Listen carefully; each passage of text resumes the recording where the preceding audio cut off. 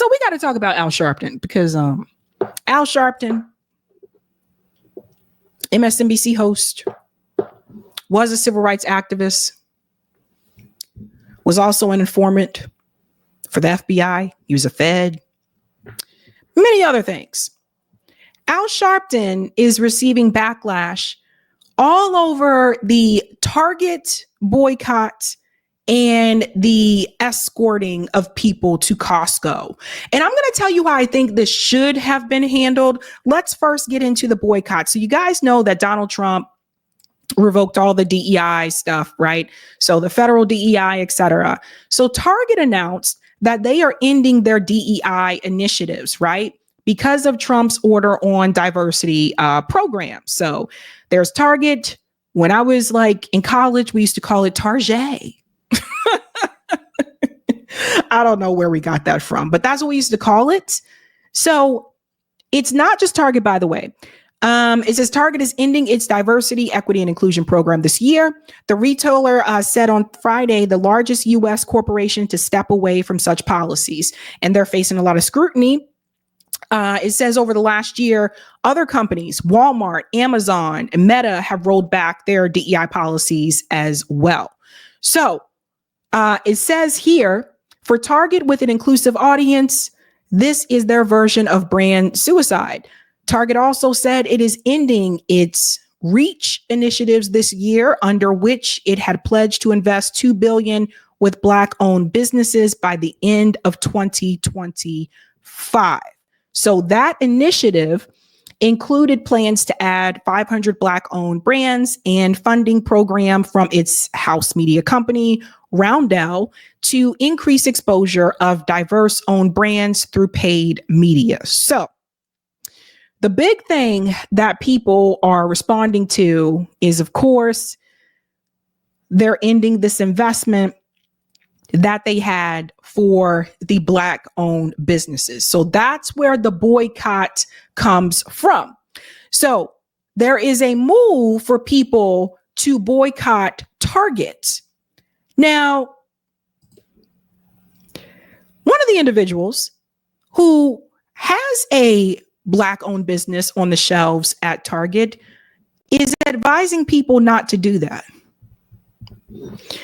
I want you to hear what Tasha Brown, what she had to say. And she's getting a lot of criticism for her response to this. I don't like what she said either, but listen to what Tasha Brown said and I'll chime in here. I am in business in multiple ways, with Target, with Walmart, and Amazon, right? I sell Donna's Recipe, my hair care products, right, are on Amazon. They're also in Target. And of course, I have a huge partnership with Target.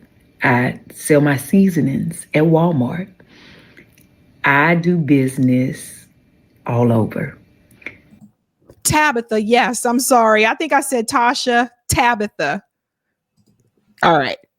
Just like many other people. And what I can tell you is, if we all decide to boycott and be like, no, we're not spending no money at these organizations. Listen, I get it.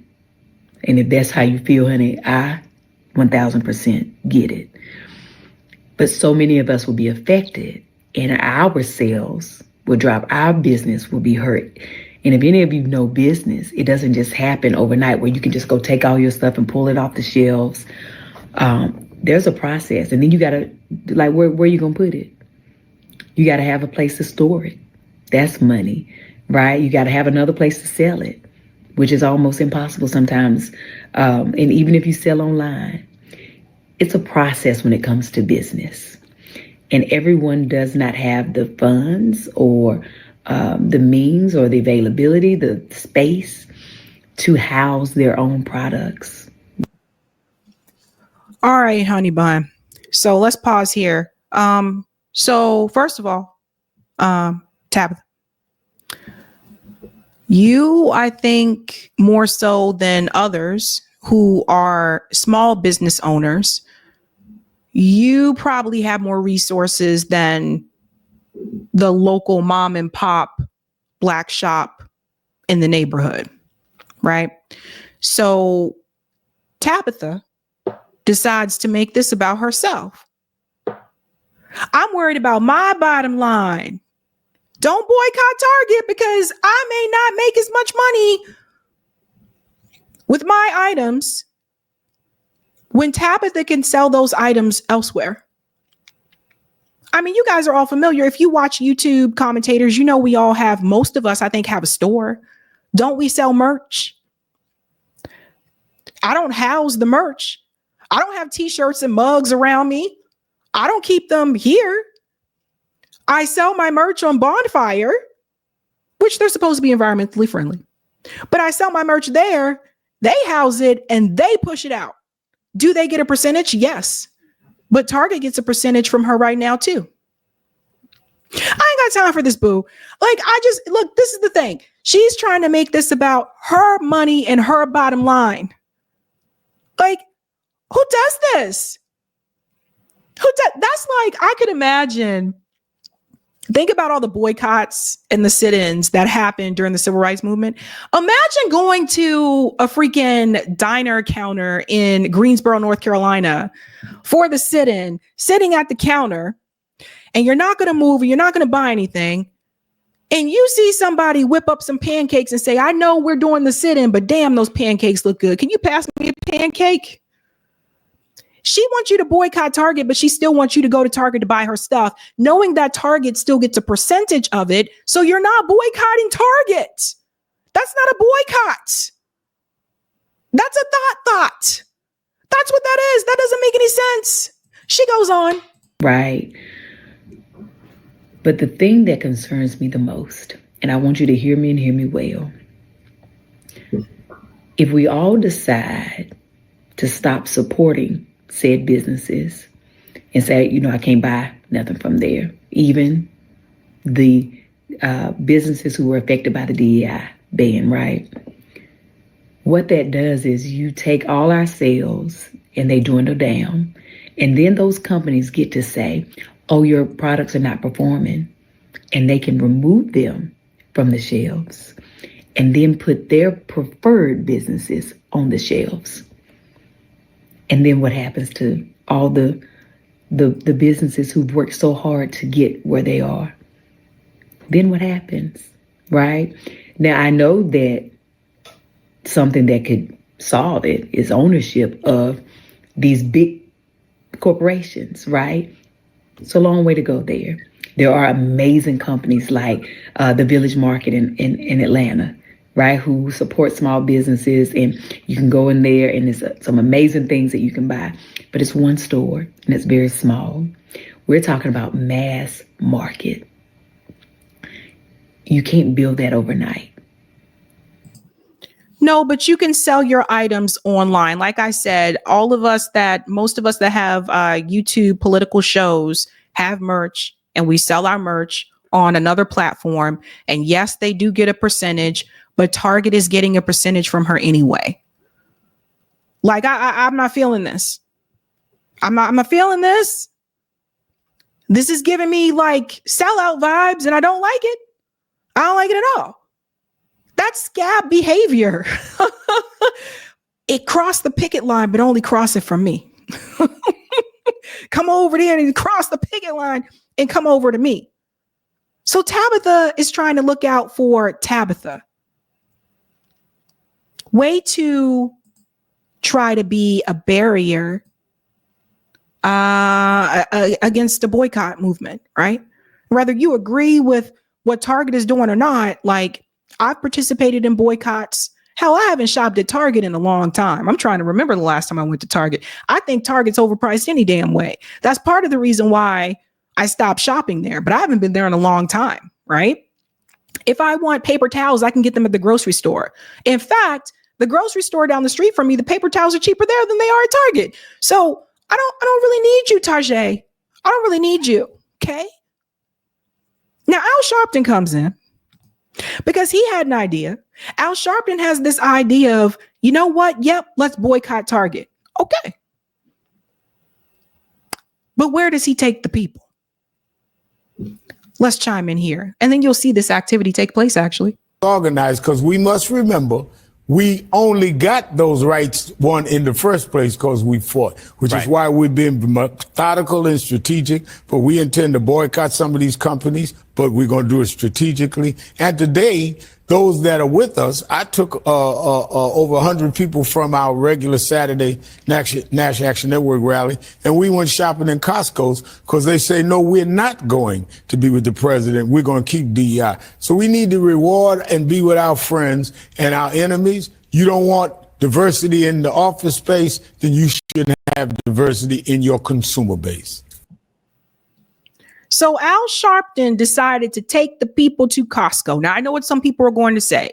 Well, maybe that's the only other business in the community that he could have taken them to. Okay, whatever. Here's my thing, fam. If you're going to boycott Target and you want people to shop elsewhere, why aren't you redirecting all of those Black people to Black-owned businesses? A lot of Black-owned businesses are online. So even if it's not in the community, it's accessible online. Come on, everybody's online nowadays. Give me a break. If you can buy from Amazon, you can go onto these Black-owned businesses that have websites, go onto their websites, and you can buy from them. And a lot of people are buying from Amazon. So he decides to take them to Costco, and you have to see this in action. And then I'm going to tell you why Costco was not a good idea. Shout out to Olita Scooter Caster. Rev Al Sharpton and 100 supporters marched through Costco for this. So here's Al Sharpton. And let me bring everybody over to Costco.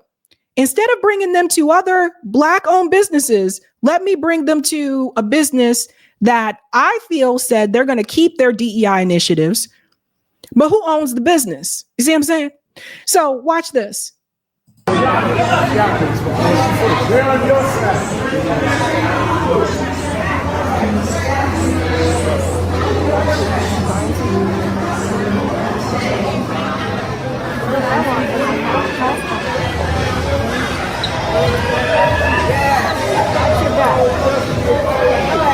Can't say no to that. That's how that's going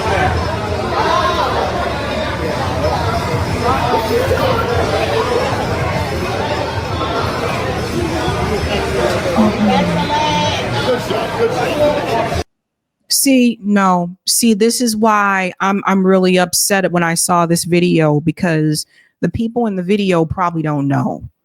And this is where someone like Al Sharpton, with the platform that he has, instead of leading people in the right direction and getting them to turn the tide, he takes them to another businesses that's white owned. What if Costco changes their policy tomorrow? Then what? Right? So he has them come in here and they believe he's told them like, hey, they like us. They want us here. Do they? Does Costco really? How much does Costco really care about the Black community? We'll see when we take a look at Costco's numbers.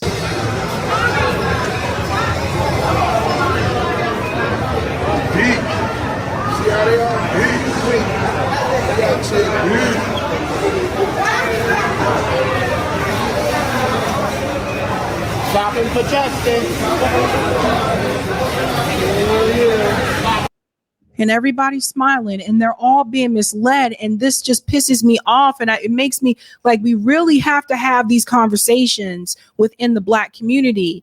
We have to have these conversations about, it's not even just about owning the product and saying, I'm starting a business and this is my product. Remember what I told you last year? If you don't own the building, if you don't own the property, if you don't own the warehouse space where the goods are coming from, you don't really own it. Your stuff still belongs to somebody else. And the moment you piss them off or they change their mind, they can go in a different direction. And now you ain't got no place to have your products. So we have to have a strong conversation about this within the Black community. I really don't like this. Al Sharpton pissed me off and apparently pissed off other people too. Now, this is what I said here. Why not support Black-owned businesses instead? There's only one Black member on Costco's board of directors. There are 4 white women on the board. Their DEI went to white women, just like many other businesses. So this is what the message that I'm trying to get across to people. Wow, that actually got a lot of likes. 1.9K likes. Anyway, the message that I'm trying to get across, because if you look at Costco, we'll go to Nina first. Nina, I feel, did it the right way. Nina Turner said, we can either send Target a clear message now or be quiet and allow corporations to use allyship when it's convenient. My organization, Strike for All, is calling on working class solidarity, boycott Target, and let's build a movement that stands at the intersection of race and class. I'm going to highlight this word solidarity because there is none. Even over here, sometimes on the left, because I'm sitting back and I'm waiting to see, and I'm waiting to see how many of the white leftist commentators are sending this message to their audience. Because a lot of times us black folk on the left are left alone. So she said this here. So she went ahead and pushed this initiative starting February 1st. We Are Somebody is calling a mass boycott on all Target stores. And she put this here that they're rolling it out. Boycott Target, only by minority owned businesses. So she's focused on minority owned. Someone put in the chat, what about the brown business? Yeah, she's focusing on minority owned businesses. And if I remember correctly, I think she added more. Yeah, she posts the names of them here. So this is another step that she took. The following brands are Black and other minority owned companies that we need to support through the boycott. So she listed all the names. So again, this is what I'm saying. Why didn't Al Sharpton do that? Instead of telling everybody, let's just go over to Costco, why didn't he do this? Here's where you can still find these Black owned, and it's not just Target. There are a lot of Black businesses that most people don't know about because they don't receive national recognition. And a lot of times smaller businesses, right? That you just don't know about. And then we have to have that conversation about ownership, right? So shout out to Nina for going that route. Because like I said, Al Sharpton, why didn't you even tell them the businesses that are at Target? There's Tabitha Brown right there. So they can purchase their goods directly from their websites instead of taking them to Target, right? So I feel like as a community, we really gotta, I don't know, man, we gotta do some work. See, you see here, like Chicago French, Penny's Tea, all that kind of stuff. So we have to get organized as a community. And then we gotta go back to ownership, because I said this. Remember back in the day, I was watching Tupac thing earlier today. Remember back in the day, like, you know, Suge had like Death Row. He owned Death Row. Diddy owns Bad Boy. A lot of times, like when you look at what we own, even in the music industry, while Black artists and producers may own the label, we don't own the company. So those labels still have to answer to Arista or Universal Music Group, Sony. Like we don't. So we have to educate ourselves and work together to have full ownership, where we don't just own the label, we own the company, we own the building, we own the property. We own the website platform that it's being distributed on, and it doesn't belong to somebody else, and we got to give them a share. Things like that, right? Now, I say this because the Costco board of directors, this is where he took them to. He said they still keeping DEI intact. Let's see what it looks like, honey. Let's see what it looks like at Costco. Look at the board of directors at Costco. This is the board. Okay. Now, so far, we have one Black member. That's Kenneth. Let's continue.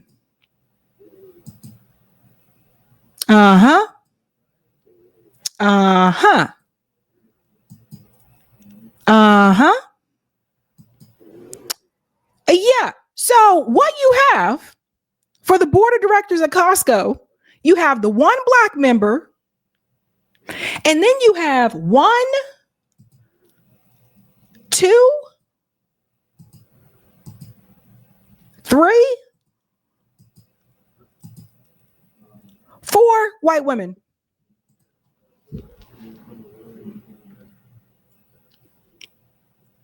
Because what have I said over and over again on the show since we started talking about DEI? It mainly benefited white women. That's where Al wanted them to go. So you got to see that. And then I want you to see the other numbers as well. Because look at this. Because you know I had to pull up the data, fam. I had to pull up the data. So let's look at Costco's workforce. All right, because they love diversity, right? Look at the total workforce diversity at Costco. Okay. 45.8% is white, 31.8% is Latino, 9.3% is Black/African American. Okay. So they may still support DEI initiatives, but again, who is it for? We can look a little further. You can see it here. There's the numbers for you that I just gave to you. The transparency score. It says there are 11 companies from the consumer staples sector. Among them, Costco ranks 10th. There are 11 companies. Costco ranks 10th for Black African American diversity. That's the company he took. Nobody did any research. Come on, Al. What is happening here? So there's that. We'll go on.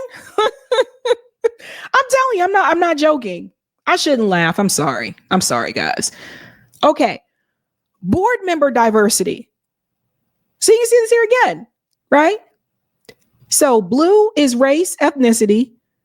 Black is gender diversity. And then there's total diversity here, which is orange, right? Notice gender diversity is higher. This is what I was trying to tell you. These positions are mainly going to white women. Their board of directors is 90.9% white.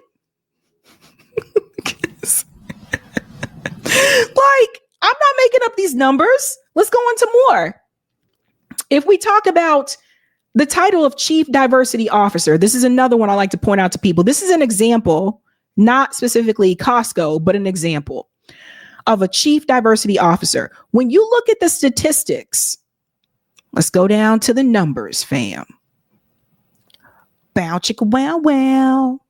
The demographics. The majority of people in the US that have the title Chief Diversity Officer are white. 76.1. This is what I've been telling people. How many Black people? 3.8%. That is it. So this is why I continue to say, if anybody should be raging right now, it's probably white women. Because you guys about to get hit.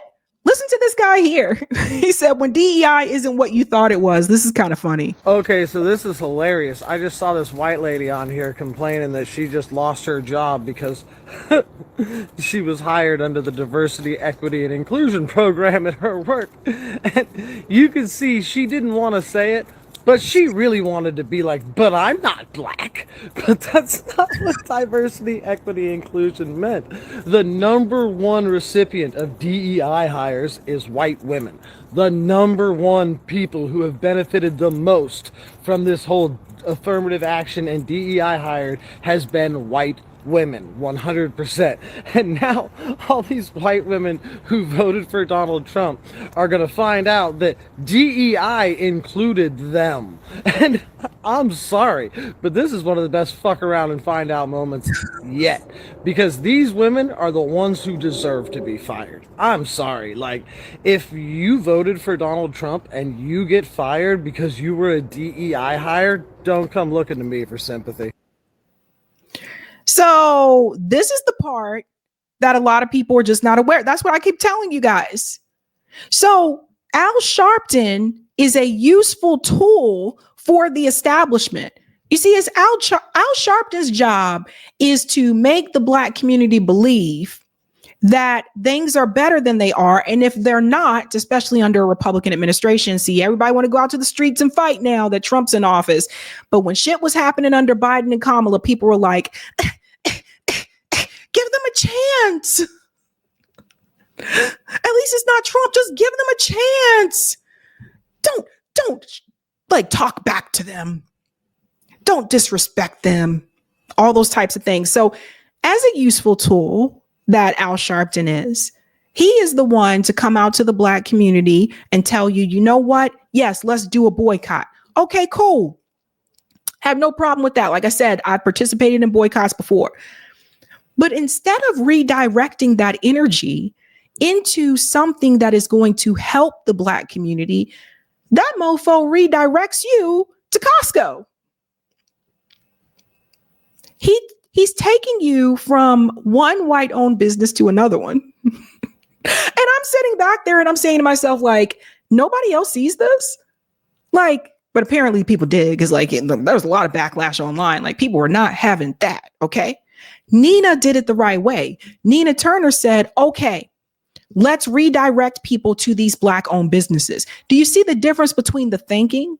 She knew immediately what to do. But Al Sharpton's role is to just take you from one form of corporatism to another form of corporatism. Instead of taking you to the smaller Black-owned businesses that are on the shelves at Target or any other smaller Black-owned business, he takes you back to another big corporate entity that's got one Black dude named Kenneth on the board. Hey guys, this was a Sabby clip. If you like what you saw, hit that like button and subscribe.